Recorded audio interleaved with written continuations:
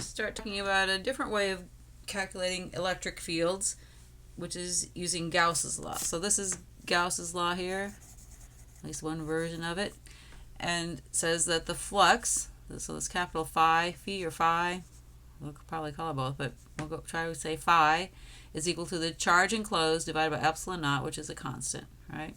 So what is flux?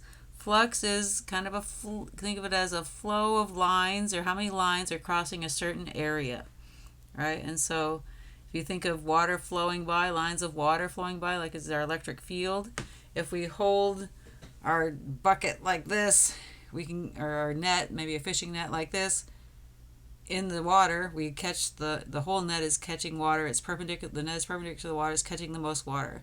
If we turn on it a little bit sideways, we will have just a smaller area to what the face of the water is, and so we will be catching less lines of flow, and we will have less flux. All right. In general, flux is integral of E as a vector dot dA as a vector. All right. Simplifying, if we have nice uniform field over the area, we can say that's just E dot A, which is E A cosine theta from the definition of a dot product. And so we will try, when we're doing this method, and we'll talk about Gaussian surfaces a little bit, but when we're defining a Gaussian surface, we were trying to make it so that theta is equal to either 0, so that the flux is EA, or 90, so that the flux is 0, right? And everywhere on our surface, and then we can get an easy way to get our equation for our field. But so let's just start off practicing calculating some flux. So we're going to have this wire here. It has a total length of L, has a total charge of Q, and we're going to consider the flux through this surface, and so we're going to be looking at, we can use that to get the field at any point on this pop can surface kind of thing. And so when you're doing Gauss's method, you got to know the shape of the field and how it relates to things, because you got to pick a Gaussian surface that makes, like I was saying, makes the field in the area either line up or be perpendicular to each other, so that it's easy to calculate, and then you can get an expression for E from that. So you kind of got to know what's going on somewhat so that you can get your equations. All right, and so, but back to calculating flux. And so we're going to have, for this closed surface, so it has to be a closed surface, all right? So this is a 3D can, kind of a 3D enclosed cylinder. So it has a top, a bottom, and then the curved side. So let's just do phi of the top, or I guess I'm trying to call it phi. Phi of the top plus phi of the bottom plus phi of the sides. I guess we'll just do the big long curved side. All right, so we were going to find,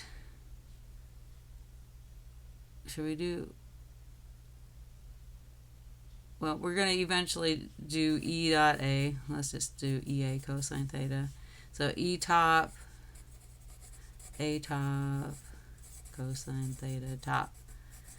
So looking at the top here, well, like I said, first off, we need to know what the field looks like. So we've got charge on a wire. What does the field look like from the charge? Right, it comes out equally in all directions like this, right? Up and down.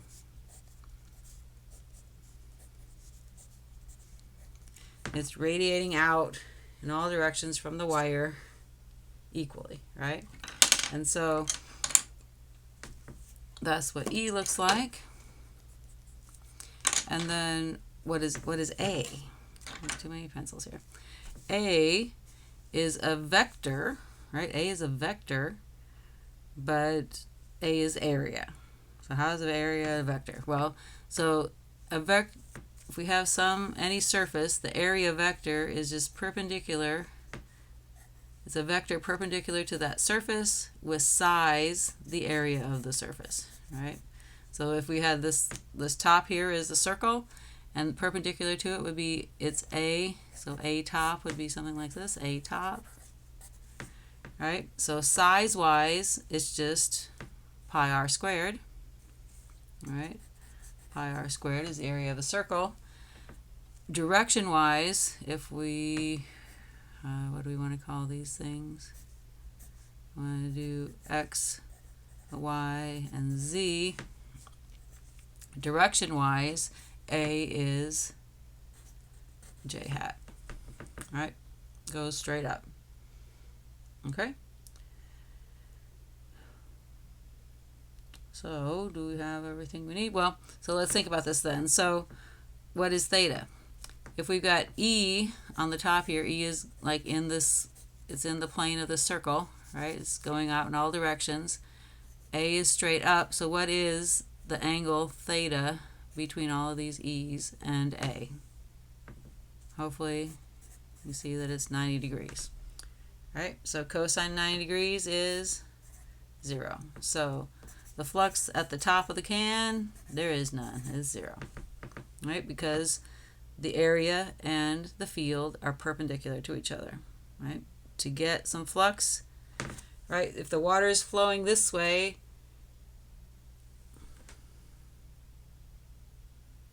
the water is flowing this way, yes, lines of water, and my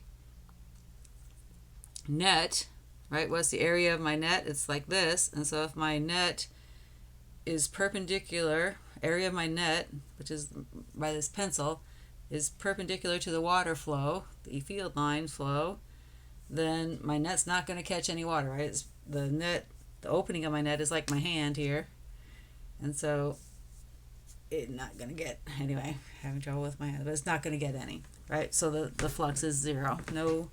Nothing captured in my net, my area net.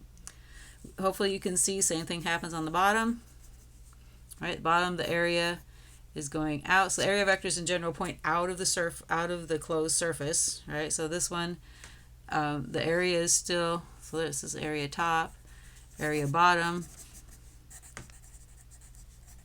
There's also pi r squared, but now it's negative j hat because it's going down. But still, down here, the field lines are all going in the plane of the circle, right? All going straight out. So each one of them is at 90 degrees to the area. All right, so E bottom, A bottom, cosine 90 degrees. So again, 0. So again, oops, the flux on the bottom is 0. Okay, so this total flux that goes in Gauss's law, total electric flux, let's just, only flux we know about is electric right now. So let's just say the total electric flux, or the total flux, is Q enclosed over epsilon naught. All right. So top and bottom don't add any to the flux, but hopefully you see that the sides is where it all comes out, right? It all comes out through the sides. And what is the area vector of the sides? What do they look like? They're these little perpendicular vectors. Say this would be one A side vector, right? And so it points straight out perpendicular to the surface of the cylinder, right? And so phi side is E side, A side, cosine phi side. And what is, theta side. And what is theta side at every location, right? All the A's, any location. A is here, and what is the E doing? E is also coming straight out from the center, right? And so E and A line up with each other. They point in the same direction, so that means the angle between them is 0. Right? So that means this kind of a cylindrical can thing is a good Gaussian surface for trying to calculate the field around a ring, right? Because E and A line up, so we don't have to do any cosine theta stuff, and so phi of the side, or phi total, because the top and bottom don't do anything, is just E of a side, A of the side. All right? And so that's going to be equal to Q enclosed over epsilon naught. All right, so then E of a side, so E at any location on the side and in the cylinder, any location has the same R, right? So it's going to be E at some distance R from the wire is going to be Q enclosed over epsilon naught. Well, divided by A. E times A is Q enclosed over epsilon naught. What is this Q enclosed thing? Q enclosed is the charge, just what it says, charge inside our surface, right? So the charge inside the can. What is the charge inside the can? Is it little q? Well, no, because some of our wire sticks out of the can, right? We didn't, I guess we could have defined our can to be the total thing, the whole thing, but that would be boring. So we want Q enclosed. So what is Q enclosed in our diagram? Q enclosed is, well, the whole length of our little Gaussian surface can is h times lambda. Remember our surface chart, or our linear charge density, right? Meters times coulombs per meter would tell us how much charge is on that piece of the line that's inside our can. So in general, we could say something like this for our Gaussian surface. In general, what is our linear charge density? Well, it's the total charge over the total length, right? So we could also just say this is H Q over L, right? Where Q is the total charge of wire, total Q of wire length L. All right, so either one of these kind of versions we could use in there. I don't know which one is, this one is probably more general. Yeah, I'll go with that. All right, so E, then we'll just say E at some radius R, a distance from the wire, which is E, what we've been calling E side, is ER is, let's divide through by A, so it's Q enclosed over epsilon naught A, which is Q enclosed, let's just call it H lambda for now, and epsilon naught, and this is A side. What is A side? A side is the area of this, all the sides of the can, right? So we can think of the can as a big rectangle wrapped around, right? So the height is one side of the rectangle, and then the length of the rectangle is just the circumference of the circle. So A side is H times, what's the circumference of a circle? 2 pi r. Right? So we got H times 2 pi r for A side. H's go away. And so we've got, for our cylinder, certain distance r away, for our wire, certain distance r away from our wire, what is the electric field, magnitude-wise, is lambda, linear charge density of the wire, 2 pi r epsilon naught. Newtons per coulomb or volts per meter. Kind of our new, oh, we haven't talked about volts per meter yet. Never mind. Just, we'll go with newtons per coulomb. Later we'll see that it's also volts per meter, but we haven't talked about that yet. Okay, so how do we do these kind of Gauss's law problems, figuring out electric, so usually the goal is to figure out an equation for the electric field around a certain kind of object. We need to find a Gaussian surface that is either, the pieces of the surface are either in the same direction as the field, the area vectors of the surface are in the same direction as the field, or perpendicular to the field.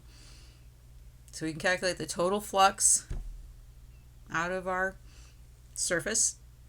That's going to be equal to enclosed charge, all of the charge that's inside, just add it all up, and then divided by epsilon naught.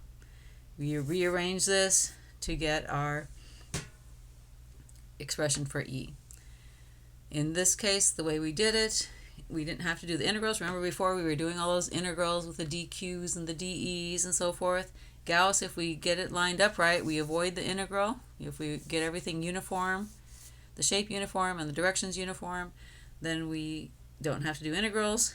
We do have to figure out areas and things, and we can get our expressions, I would say, quite a bit easier for our electric fields. We need to know the directions from the physical setup. Okay, it doesn't tell us the r vector. We have to get that kind of on our own or separately. But we'll go ahead and stop there.